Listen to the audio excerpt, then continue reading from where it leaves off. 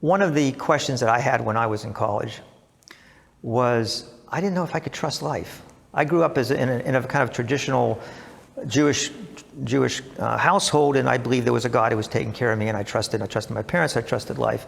And then when I was 19, I had just a series of traumas, boom, boom, boom, that culminated in the death of my father at the age of 50 of a massive heart attack, and it really knocked me for a loop, and I was confused. I wasn't prepared for it. I wasn't armored, sufficiently armored for what was coming about. And at the time, my brothers were en route to their medical careers, and we decided one of us needed to move back in with my mother, who was devastated by the loss, and that was me, and I ended up going to law school in Pittsburgh. So I would hitchhike to law school. I was living in suburbia, and I just put my thumb out. This is 73. You could hitchhike and not get arrested or molested or whatever else you people are afraid will happen now. And I get picked up by a guy, and he starts talking, in a nice car, he starts talking to me on the about 25-minute ride downtown from where I lived, in the South Hills of Pittsburgh. And he said, "What are you doing?" I said, "I'm in law school," and I can see the wheels turning. And I love to talk about myself even then, so I take the bulk of the car. And we're like 5 minutes from where he's dropping me off, and I say, "Hey, what do you do?" And he said, "I make movies." And I said, "Yeah, anything ever heard of?" And he said, "Did you ever hear of Night of the Living Dead?"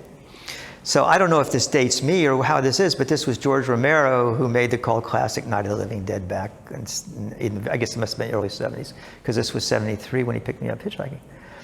And I was blown away, because I knew George Romero. He was at Pittsburgh, And then he said, "You know what, Dave, I'm thinking." He said, I'm having all kinds of legal issues right now, and I was paying money for lawyers. He said, "How about if I give you a job and you go through, I'm a first-year law student, okay? I'll give you a job and you go through law school, and by the time you're done, you'll know my business inside and out, and I'll have an inside trained guy." And I thought, wow, I just stuck my thumb out, and I'm working for a movie star, and I'm going to learn, my whole, you don't know, first year law student, you don't know what the hell you're going to do, and so I think this is great.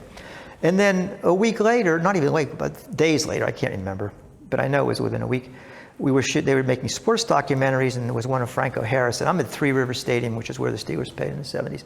And we're shooting a video with Chuck Noll, who was the coach of the Steelers, and I'm sitting in Terry Bradshaw's locker, hollowed ground, my butt's where Terry Bradshaw's butt has been. And I'm watching this video, and I'm thinking, this is better than anything I could imagine.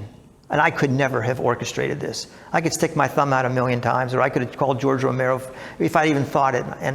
And so I'm thinking, wow, I can trust life. It's brought me to this point. But then I'm rolling the clock back, and I'm thinking, 2 years. And the only reason I'm in Pittsburgh living with my mother is because 2 years ago I got destroyed by life. I got brought to my knees. And so I thought, can I trust life? And I've got to figure everybody of that age, all through life, but especially at that age, when you're just embarking, you don't have enough experience, and you're looking for models, can I trust life? And what I look back in hindsight, I can't say I had the wisdom then to realize it, is that, as one of my business partners said, you don't figure out, you find out. And what I want is for people to find out, is life trustworthy? It changes everything. That vulnerability for me has opened the door to trust. And that has changed my entire life. And I do not come from a genetic lineage that necessarily trusts life, for good reasons, because life has not been good for my people for 4,000 years.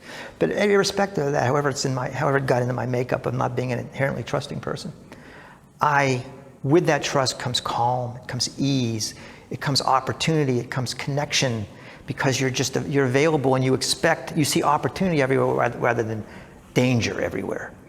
And so the only way you're going to find out, I can't convince anybody that. I'm not trying to convince anybody that. And I can't argue the point that life's trustworthy, because terrible things happen all the time, including to me. Things happen. But how are you going to find out?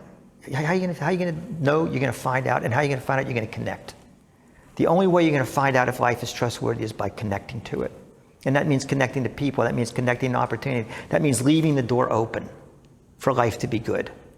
And I know in another video, Frank talked about how that vulnerability is kind of self-perpetuating.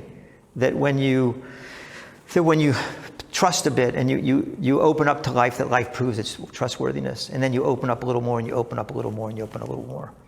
And as I talk to anybody, but especially to people of college age, men of college age, I want them to leave this opportunity. I want them to take this on with curiosity.